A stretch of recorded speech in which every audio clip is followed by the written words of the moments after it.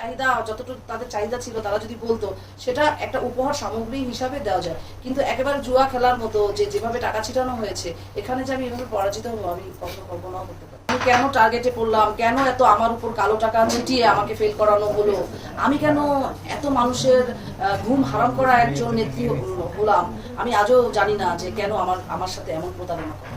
আমি আজও জানি না কেন আমাকে ট্রাম্প কার্ড বানানো হয়েছে, আমার জুয়ার গুটি কেন বানানো হয়েছে, আর কেনই বা আমার উপর এত টাকা ইনভেস্ট করা হয়েছে। চাহিদা যতটুকু তাদের চাহিদা ছিল তারা যদি বলতো সেটা একটা উপহার সামগ্রী হিসাবে দেওয়া যায়, কিন্তু একেবারে জুয়া খেলার মতো যেভাবে টাকা ছিটানো হয়েছে এখানে যে আমি এভাবে পরাজিত হবো আমি কখনো কল্পনাও করতে পারি।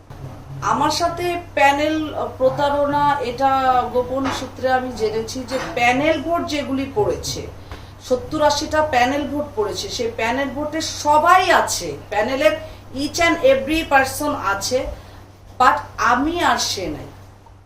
মানে আবিরের পলির জায়গায় আবিরের সিল পড়েছে, প্যানেলের অন্য সবাই কিন্তু আছে, আর তার জায়গায় মারুফ আকিবের সিলটা পড়েছে, আর সবাই প্যানেলে আছে। তাহলে কি আপনাদের দুইজনকে কি টার্গেট করানো হয়েছে? বেশি টার্গেট আমি বেশি টার্গেট। আপনি তো কারো ক্ষতি করেন না, এটা কারণটা কি আসলে? এটা আমরাও জানতে চাই আসলে আমি কেন টার্গেটে পড়লাম, কেন এত আমার উপর কালো টাকা ছিটিয়ে আমাকে ফেল করানো হলো, আমি কেন এত মানুষের ঘুম হারাম করা একজন নেত্রী হলাম, আমি আজও জানি না যে কেন আমার সাথে এমন প্রতারণা করে। আমাকে কথিত এক নায়িকা বলেছে যে আপনাকে বুঝতে হবে একটা পক্ষ আছে বিপক্ষ আছে, যে আমি ইলেকশনে হেরে গেলে আমি এটা মেনে নিতে পারি না। তো আমি কিন্তু এর আগে ইলেকশন করেছি টোটাল, এই শিল্পী সমিতি করলাম 2বার, আর ফিল্ম ক্লাবে করেছি আমি ইলেকশন টোটাল 4বার, তার মধ্যে 2বার আমি পাস করেছি, 3য়বার আমি ফেল করেছি। সেই ফেলটাও কিন্তু কিছু শ্রেণী আমাকে করেছে, আমি ইলেকশন কিন্তু করতে চাইনি। 4র্থবার আমি বেশ হাইয়েস্ট ভোট পেয়ে আমি পাস করি, এখন আমি ফিল্ম ক্লাবে ভাইস প্রেসিডেন্ট।